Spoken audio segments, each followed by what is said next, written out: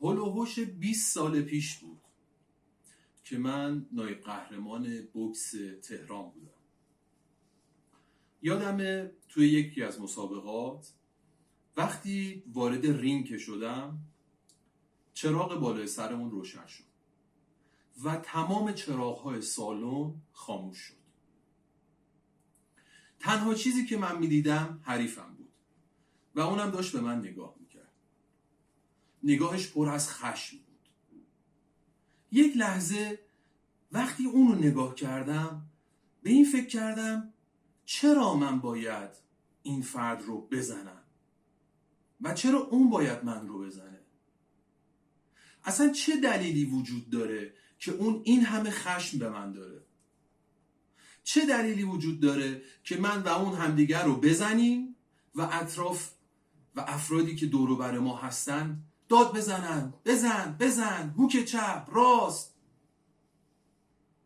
اونجا بود که من انگیزه‌مو از دست دادم و ناخودآگاه وقتی زنگ بازی که خورد داور گفت شروع، من که وارد رینگ شده بودم و داشتم در حال درگیری و اینا بودم فقط دفاع میکردم و نتونستم هیچ مشتی به طرف اون بزنم. اون آخرین بازی زندگی من در دوران بوکس حرفه‌ای بود. بعد از اون دیگه از بوکس کناره‌گیری کردم. دوستان مطمئناً برای همه شما این اتفاق افتاده در کارها و رفتارها و مسائل مختلف. مطمئناً همه شما یه جایی یه کاری رو شروع کردین و وسطش رهاش کردین. شاید یه روزی از خواب پا شدین و دیدید که همکاری که دوستش دارین سر کار نمیاد و به این فکر کردین که چرا من امروز انگیزه ندارم برم سر کار. و یا اینکه همتون یه روزی دوست داشتید کولتون رو وردارید مثلا بلند شید برید دور کره زمین بچرخید، اما بعد از یه مدتی رها کردین این قضیه رو. و خیلی کارها و رفتارهای دیگه‌ای که همه اینها یک موضوعی توشون مشترکه و اون چیزی نیست جز انگیزه.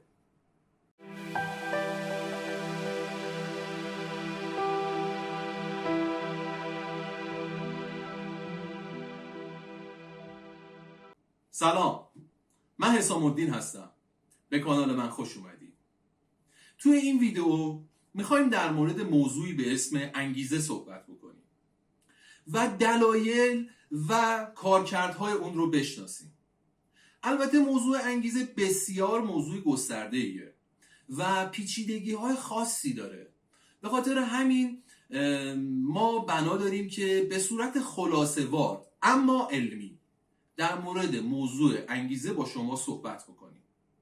نمیخوام در مورد صحبت‌هایی که حالا مثلا سعی کنید برای خودتون گل بخرید، به خودتون جایزه بدید و امثال این چیزها صحبت بکنم. اینها همشون کارکردهایی دارن. اینها همشون نتایج یه سری فرضیه و الگو در مورد نظریه‌های انگیزه هستن. به خاطر همین من تصمیم دارم به شما ریشه های انگیزه رو بشناسونم و اگر شما این ریشه ها رو بشناسید به مرور توی زندگی خودتون، توی زندگی خانواده‌تون و یا توی سازمانی که دارید فعالیت میکنید میتونید انگیزه های بزرگی رو ایجاد بکنید. مهم اینه که شما کارکرد اینها رو بدونید. وقتی اینها رو که بشناسید دیگه خودتون میتونید از عوامل مختلف استفاده بکنید. من به شما ماهی نمیدم، من دارم به شما ماهیگیری رو یاد میدم. پس خوب دقت کنید. ببینید انگیزه چیه اصلا؟ انگیزه میشه عامل نیرودهنده در جهت انجام یک رفتار و احساس و کنش‌های مختلف. عاملی که باعث میشه شما رفتارهای مختلفی رو داشته باشید به این میگن انگیزه. انگیزه در کل یک نیروه، یه چیزی نیستش که خیلی ساده بتونیم از کنارش بگذریم. دوستان ما هیچ رفتاری، هیچ کنشی رو بدون انگیزه انجام نمیدیم. حتی اگر بلند میشیم میریم آب میخوریم، این آب خوردن ما یک انگیزه‌ای پشتش هست. پس ببینید انگیزه چقدر تأثیر داره و چقدر نفوذ داره تو تمام ابعاد زندگی ما. در کل دانشمندایی که روی بحث انگیزه کار کردن این موضوع رو از 3 سوال اساسی استخراج کردن. اون 3 سوال این سوال هست: چرا رفتارهای خاصی به وجود میان؟ چرا رفتارها هدفمندن؟ و چرا رفتارها بعضیاشون طولانی مدت ادامه پیدا میکنن؟ دوستان، هیچ رفتاری وجود نداره که پشتش یک انگیزه‌ای نباشه. این 3 سوال اساسی برای ما مشخص میکنه که اگر ما در مورد موضوع انگیزه بخوایم فکر بکنیم و بررسی بکنیم و تحلیل بکنیم، باید بریم به ریشه رفتارهای خودمون توجه بکنیم و این خیلی حائز اهمیته. نیاز به یک خودشناسی و خودآگاهی و خودمدیریتی خاصی داره. خب در کل انگیزه چیزیه که رفتارها و معنای کنشهای ما رو به وجود میاره و ما به واسطه انگیزه میتونیم بفهمیم که این رفتار به چه علتی انجام شده. شما فرض بگیرید یک فردی الان توی علوم رفتارشناسی و یا تو علومی که مربوط به پلیس ها و آگاهی و سازمان های اطلاعاتی و اینا میشه، روی بحث انگیزه خیلی کار میکنن. چرا؟ چون یک کارآگاه اولین چیزی که باید بدونه اینه که انگیزه یک قاتل چی بوده، انگیزه یک دزد چی بوده. چرا یه موقع‌هایی مثلا یه دزدی میاد از یه جایی دزدی میکنه و باهاش صحبت میکنن، میگن آقا انگیزه چی بود؟ طرف میگه که آقا من یه مادر پیری دارم که باید عمل جراحیش میکردم و به خاطر این قضیه من مجبور شدم این دزدی رو بکنم. بعد یهویی میبینید اون فردی که ازش دزدی شده میگه آقا عیبی نداره، اصلا میبخشتش، چون انگیزه اون فرد بسیار حائز اهمیته. یه موقع‌های شما میایین فیلم ها رو اگر نگاه میکنید میبینید قاتل‌های زنجیره‌ای دارن یه سری کارا رو میکنن. پلیس اولین چیزی که میره سراغش اینه که انگیزه اون قضیه رو شناسایی بکنه. پس ما تا الان متوجه شدیم که انگیزه ریشه های زیادی در وجود و رفتار و شخصیت ما داره. دوستان، برای انگیزه تئوری های مختلفی مطرح شده. ما اول میایم توی بحث این که بتونیم نظریه های مختلف تو چه قالب هایی قرار میگیرن رو بررسی میکنیم که این نظریه ها چطوری و بر چه اساس و پایه و مبنایی مطرح شده. در مرحله بعدی میایم عواملی که برای ما انگیزه ایجاد میکنن رو بررسی میکنیم. اولین نظریه‌ای که توی بحث انگیزه وجود داره نظریه انسانگرایانه است و اساسی ترین و مشخص ترین فردی که توی بحث نظریه های انسانگرایانه نظریه‌اش رو مطرح کرده آیه مازلو بوده. این آیه مازلو چی گفته؟ آیه مازلو اومده گفته که آقا شما انگیزت بر اساس یک هرمی داره پیش میره جلو و این هرم 5 طبقه داره. این طبقه ها چیان؟ به ترتیب براتون میگم. اولش بحث نیازهای فیزیولوژیکیه، بعدیش نیازهای ایمنیه و بعدیش نیازهای عشق و تعلقه و بعدیش نیاز به احترام و در نهایت نیاز به خودشکوفایی از پایین به بالا. هر کدوم اینا رو یه اشاره‌ای بهشون میکنیم و بعد میریم سراغ نظریه ها تو قالب های بعدی. ببینید دوستان، آیه مازلو اعتقاد داشته که اگر شما نیازهای طبقه پایین‌ترتون برطرف نشه، شما به نیازهای طبقه های بالاتر دسترسی پیدا نمی‌کنید. هرچند نظریه پردازهای دیگه بعد از ایشون اومدن گفتن که آقا نه اینطور نیست، شاید یه موقع‌های شما نیازهای طبقه پایین‌ترتون برطرف نشده باشه اما سراغ نیازهای طبقه بالاترتون برید. اولین نیازی که ایشون مطرح کرده نیازهای فیزیولوژیکیه. نیازهای فیزیولوژیکی تو دسته نیازهایی قرار میگیرن که ما بهشون میگیم نیازهای اولیه، مثل غذا، مثل آب، مثل خوراک، مثل پوشاک، مسکن و امثال اینها. اینا نیازهای فیزیولوژیکیه. مرحله بعدی از نیازها نیاز به ایمنی و امنیته. نیاز به ایمنی و امنیت به این معناست که یک فرد در جریان زندگیش نیاز به یک فضایی داره که توی اون فضا احساس آرامش بکنه و امنیتش مهیا باشه. اگر این قضیه مهیا نباشه، فرد اولین چیزی که بهش میرسه اینه که باید این نیاز رو من تأمین بکنم. مرحله بعدی از نیاز به عشقه. دوستان، نیاز به عشق به این معناست که شما تمایل دارید یک حس درونی و یک وابستگی عاطفی نسبت به یک جریان یا یک شخص یا یک موجودی پیدا بکنید. ما تو عصر امروز میبینیم که آقا افراد به چیزهای مختلفی علاقه‌مند میشن. شما میبینید که آقا مثلا شاید یک فردی یک حیوان خونگی داشته باشه، یک پتیو، مثلا یک سگ یا یک گربه، انقدر به این احساس علاقه و وابستگی داره که اگر شما این حیوان رو از این فرد بگیرید، اون فرد واقعا به هم میریزه، از بین میره، اصلا گیج میشه. این میشه نیاز به عشق. خیلیا این نیاز رو با این موارد دارن برطرف میکنن. مرحله بعدی میشه نیاز به احترام. نیاز به احترام به این معناست که ما نیاز داریم تو مراحل مختلف زندگیمون مورد توجه دیگران قرار بگیریم و دیگران به ما احترام بذارن. و آخرین نیازی که آقای مازلو مطرح کرده بحث نیاز به خودشکوفاییه. افراد به مرور به این مرحله میرسن که بتونن خودشون و استعدادهاشون رو بروز بدن، کشف بکنن و از اینها در جریانهای مختلف زندگیشون استفاده بکنن. این دسته از تئوری هایی که ما الان توش صحبت کردیم و بهش توجه کردیم میشه تئوری هایی که بر اساس انسانگرایی مطرح شده.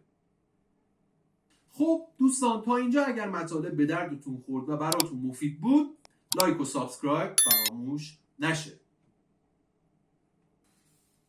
دسته بعدی از تئوری ها میشه تئوری های شناختی و کارآمدی که اصلی ترین کسی که در این مورد صحبت کرده آقای بندورا بوده. این تئوری ها بر دو موضوع اساسی دارن توجه میکنن. یکی قابلیت ها و مهارت های لازمیه که فرد برای موفقیت باید به دست بیاره و یه موضوع دیگه ای که هستش اینه که ارزیابی هایی که فرد از این موفقیت ها و قابلیت ها انجام میده. بر اساس این دو مبحث تئوری های شناختی و کارآمدی بحث انگیزش مطرح شده. به چه معناست؟ به این معناست که اگر ما بیایم مهارت ها و تکنیک ها و قابلیت هایی رو به دست بیاریم، اینها کمک میکنن که ما انگیزه هایی رو داشته باشیم برای موفقیت. و موضوع دیگه ای که از این نشأت میگیره اینه که ما به مرور در این قابلیت ها و توانایی ها خودمون رو ارزیابی میکنیم و این ارزیابی ها کمک میکنن که ما انگیزه هایی رو داشته باشیم. این هم یک دسته دیگه از تئوری هاست. دسته سوم از نظریه های رفتاریه که مشخص ترین کسی که توی این نظریه داده آقای کاکس بوده. آقای کاکس اومده گفته که آقا انگیزه ها رو ما به دو دسته، انگیزه های اولیه و انگیزه های ثانویه تقسیم میکنیم. به چه معنا؟ به این معنا که همیشه یه سری انگیزه هایی هستش که در ابتدا ما رو به یک سمتی تحریک میکنن و در مرحله بعد به مرور به واسطه این تحریک هایی که شدیم ما به یک مرحله میرسیم که یک سری انگیزه های جدیدی باعث میشن که ما توی اون موضوع فعالیت کنیم و به اون موضوع ادامه بدیم. پس این دسته میشه دسته‌ای که نظریه ها بر اساس رفتار مطرح میشن. دسته چهارمی که نظریه های انگیزه توش قرار میگیرن میشه نظریه های اسنادی. این نظریه ها صاحب نظری که تو این خیلی مطرح بوده جناب واینر بوده. آقای واینر چی مطرح کرده؟ اومده گفته که آقا ما انگیزه ها رو بر اساس توجه به گذشته خودمون باید بررسی بکنیم. اصلا اساسی ترین موضوعی که تو انگیزه ها مطرح میشه موضوع بررسی های گذشته هستش که باعث میشه ما انگیزه پیدا بکنیم و اومدن توی این دسته مطرح شده که آقا مثلا شما یه سری از رفتارها رو بر اساس شناختی که از گذشته و یا شناختی که بر اساس رفتارهای دیگران هستش شما انگیزه هایی رو در مورد کارها به دست میارید. فرضاً شما اگر تصمیم گرفتی که الان بری سراغ یک درآمد خوب بر اساس ساختاری که توی شرایط سخت گذشته برای شما به وجود اومده شما تصمیم گرفتی بری سراغ درآمد خوب و امثال هم. پس این شد نظریه هایی که در دسته اسنادی قرار میگیرن. دسته پنجم نظریه ها میشه نظریه های برانگیختگی. این دسته نظریه ها بیشتر به عوامل و مسائلی توجه میکنن که شما توی اونها دارید بر اساس تهییج و تحریک هایی که به وجود میاد شما بحث انگیزه رو بررسی میکنید. مثلا شما یک محرکی و یا یک موضوعی تهییجتون میکنه که تصمیم بگیرید برید ورزش بکنید. فرض بگیرید یه فیلمی بوده. من یادمه که توی یک سالی دقیق یادم نیست چه سالیه ارتش آمریکا کمبود خلبان پیدا کرده بود. اومدن یه فیلمی درست کردن به اسم تاپ گان که توی این فیلم قهرمان فیلم همه هواپیماها رو میزد، مانورهای عجیب غریب میداد و یک سوپر استاری بود. بعد از اون فیلم افراد زیادی مشتاق شدن که برن در نیروی هوایی آمریکا ثبت نام بکنن. این نظریه به صاحب نظران کمک کرد که بیان به این نتیجه برسن که اگر ما نیاز به خلبان داریم باید با یک چنین فیلمی تهییج ایجاد بکنیم در افراد. پس این دسته‌ای هستش که نظریه پردازاش بر اساس موضوع تهییج و برانگیختگی به انگیزه توجه میکنن. در کل این ساختاری که الان من برای شما مطرح کردم بحث نظریه ها و ساختارهایی که انگیزه بر اساس این نظریه ها مطرح می شدن بودن. اما ما یک دسته‌بندی دیگه‌ای داریم که بر اساس اون میان انگیزه ها رو به دو نوع تقسیم میکنن: انگیزه های بیرونی و انگیزه های درونی. انگیزه های بیرونی چیان؟ انگیزه های مثل پاداش، ترس، قدرت و وابستگی های اجتماعی. و چه معناست؟ ببینید شما فرض بگیرید در سازمانتون یا در خانواده‌تون میخواید انگیزه ایجاد بکنید. فرض بگیرید به بچه‌تون میخواید بگید که آقا تو بهتره که درس بخونی و معدل خوبی بگیری. میای از این انگیزه ها استفاده میکنی، از این روش ها استفاده میکنی برای ایجاد انگیزه. مثلا پاداش. ما از قدیم یادمونه بچه که بودیم باباهامون به ما میگفتن که آقا اگر معدل 20 بشه من برات دوچرخه میخرم. این تو دسته پاداش قرار میگیره. نوع دیگهش بحث قدرته. قدرت به چه معناست؟ به این معناست که افراد دوست دارن به واسطه به دست آوردن قدرت‌های بیرونی شروع بکنن یک حرکتی رو انجام بدن. این توی سیاستمدارها و توی نمیدونم افرادی که تو سازمان‌های مختلف دنبال رشد هستن خیلی بیشتر بروز پیدا میکنه. نوع دیگه از انگیزه‌های بیرونی بحث ترسه. شما توی مثلا میگم بعضی از خانواده‌ها میبینید که مثلا بچه قابل کنترل نیست، مامان میگه به بابات میگم این میشه انگیزه ترس. تو سازمان‌ها هم هست تهدید به اخراج، تهدید به کم کردن حقوق، تهدید به ندادن مرخصی و امثال هم. اینها انگیزه های بیرونی هم. نوع دیگه از انگیزه ها بحث انگیزه های وابستگیه.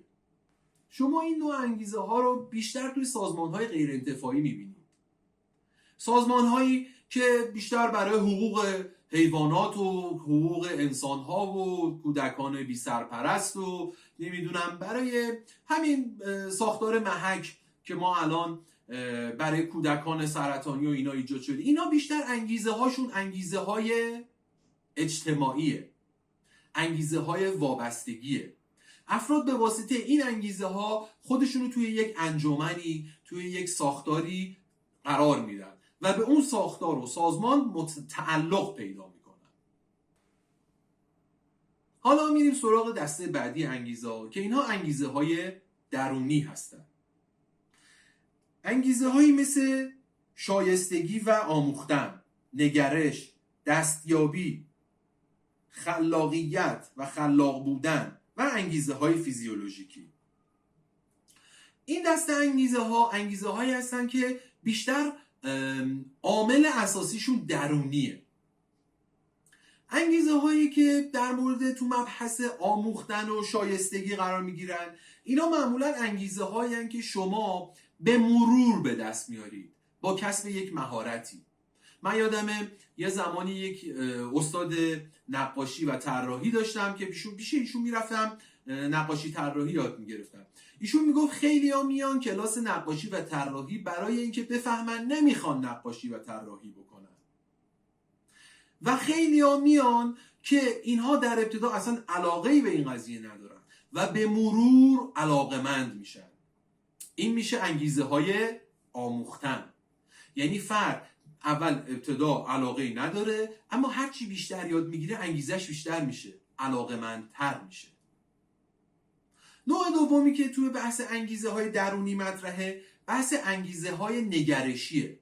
دوستان نگرش خیلی موضوع گسترده‌ایه که در مورد اون بخوایم صحبت کنیم پیچیدگی داره و تو یک ویدیو جداگانه باید در موردش صحبت بکنیم. اما نگرش فیلترهای مختلفی داره که اینها هر کدوم خودش انگیزه های مختلفی ایجاد میکنه. فرض بگیرید یک کسی نگرشش به زندگی نگرش مثبتیه. این فرد سعی میکنه هر روز وقتی میاد بیرون با افراد خیلی ارتباط مؤثر برقرار بکنه، حال خوب ایجاد بکنه، انرژی مثبت بده. یکی دیگه نگرشش فرض بگیرید مثلا به یک قشری از جامعه نگرش بدیه. این فرد همیشه در مقابل اون قشر از جامعه مبارزه میکنه و باهاشون میجنگه. اکثر جنگ ها و مبارزه های ایدئولوژیک تو این دسته قرار میگیرن. نوع دیگه از انگیزه های دستیابیه. شما برای دستیابی به یک موضوع انگیزه پیدا میکنید. فرض بگیرید شما نیاز به یک ماشین خاصی دارید. حالا مثلا یه ماشین آفرود میخواید که باهاش برید تو طبیعت. خب این برای شما انگیزه میشه و برای به دست آوردن شروع میکنید به فعالیت و حرکت کردن. اینها میشه انگیزه های دستیابی. نوع دیگه ای از انگیزه های درونی مطرحه، بحث انگیزه های خلاق و خلاقیته. ما توی این انگیزه ها معمولاً دنبال به وجود آوردن یک چیزیم. تو این انگیزه ها معمولاً به دنبال اینیم که یک ساختار و یک سیستمی رو ایجاد بکنیم. حالا ممکنه یک اثری رو دنبال خلق یک اثری باشیم و یا دنبال این باشیم که یک سازمانی رو به وجود بیاریم و و و و و. این دسته از انگیزه های خلاق نشون میده. دسته دیگه ای از انگیزه ها وجود داره، بحث همون انگیزه های فیزیولوژیکیه که توی تئوری های آیه مازلو مطرحش کردیم. اینا انگیزه های اولیه ما، خوراک، پوشاک، مسکن و امثال هم. دوستان ما تا اینجا برای شما کلیت مبحث انگیزه رو تا حدودی مطرح کردیم. هرچند موضوع انگیزه بسیار عمیقه و اگر شما بخواید در مورد این موضوع بیشتر از اینها بدونید، باید وارد هر کدوم از این مباحث بشید و در موردش مدت‌ها تحقیق بکنید. کتاب‌های زیادی نوشته شده تو این زمینه. تا اینجا در مورد انگیزه، انواعش و تئوری‌های مختلفی که وجود داشت با شما صحبت کردیم. در ویدیوهای بعدی با شما در مورد روش‌های ایجاد انگیزه صحبت خواهیم کرد و یه سری تئوری‌هایی رو مطرح می‌کنیم که به واسطه اون تئوری‌ها بتونید شما انگیزه‌هایی رو برای خودتون و سازمانتون و خانواده‌تون ایجاد بکنید. حتما اون ویدیو رو نگاه بکنید. موفق باشید.